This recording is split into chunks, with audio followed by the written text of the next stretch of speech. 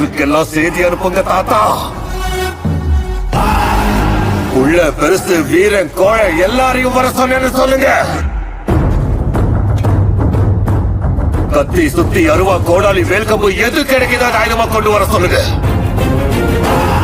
இந்த ராஜ்யத்துக்கு பிடிச்ச பிணியை அழிக்கிறதுக்காக ராஜமாதா சிவகாமி தேவி பேர அமரேந்திர பாகுபலியோட வாரிசு மகேந்திர பாகுபலி திரும்ப வந்துட்டேன்னு சொல்லுங்க.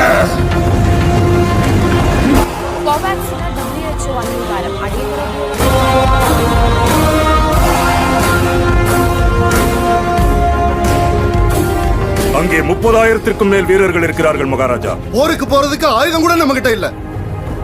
நம்ம கைதான் நம்ம ஆயுதம். இந்த வாழ்க்கை தான் நம்ம போர்க்களம். நாம ஒவ்வொருத்தரும் ஒரு மகா சேனை. ஜெய் மகிழ்மதி.